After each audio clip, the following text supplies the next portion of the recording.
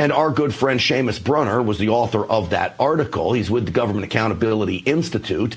Seamus, this has been a topic you've been hot on. Welcome to the program, by the way. Yeah, hey, Grant, it is great to be with you. Big stuff in Minnesota, but it's not just Minnesota. It's all over the country. You mentioned the CCP Secret Police station in New York.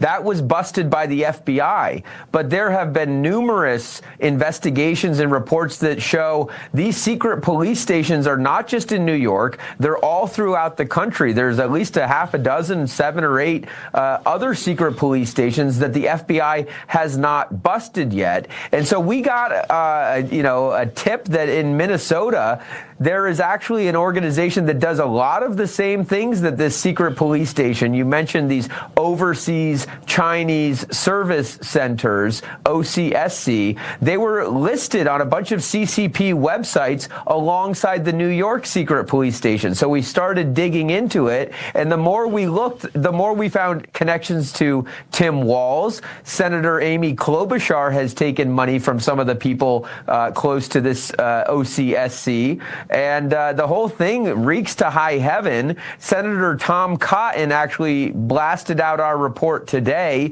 and he just recently filed a bill that's going to expel the Chinese secret police station. So we urge Congress to look into this matter and ban secret police stations all across the country. And I think it's because of your reporting. We have a photo of Tim Walz, Andrew Yang, if we could put this up via 3, I believe it is. Tim Walz, Andrew Yang is in this photo. You know, he ran for president. And Senator Amy Klobuchar is in this photo as well. I believe that's Tim Walz that may be circled there. But these are all very high-ranking politicians. Are you confident that the people they're with there are members of the CCP or closely attached to the CCP, Seamus? Yeah, absolutely. I mean, one of the most recent report, we've done 2 now. They dropped on Breitbart today. You can go to Breitbart.com to see them. And we did this in conjunction with the Breitbart News Foundation. There's a principal of this OCSC. His name's Dr. Wen Yan.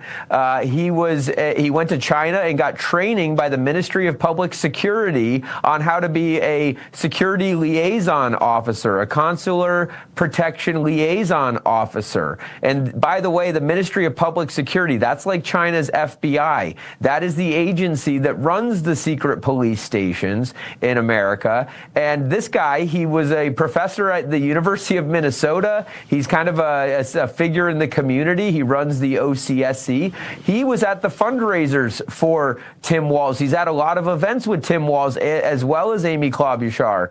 And so this is very, very concerning, obviously, that you've got CCP deputized liaison officers, security officers getting so close to top-level Congress members, Governor of Minnesota, Senator Amy Klobuchar. This is a big problem, and it's happening not just in Minnesota, but all across the country. And I would also offer up, this probably isn't only Democrats that are this is associated with. I'm sure we get Republicans showing up at these things. Once people start waving money around, these politicians love to flock to these places. But I guess the question then becomes, Seamus, and I don't know if you're able to do this, can you figure out whether Amy Klobuchar, Tim Walz, Andrew Yang knew that it's related to the Chinese Communist Party? Because if they know it's related to the Chinese Communist Party and show up, boy, then that's really, really damning.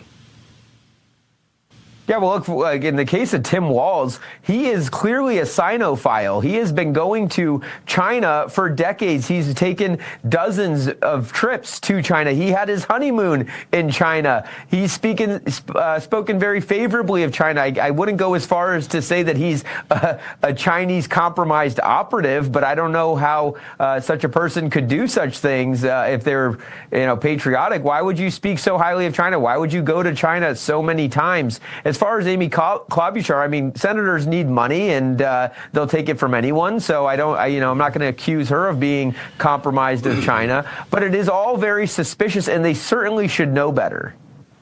The other side of this is certainly there's the political aspect. We got to get to the bottom of it.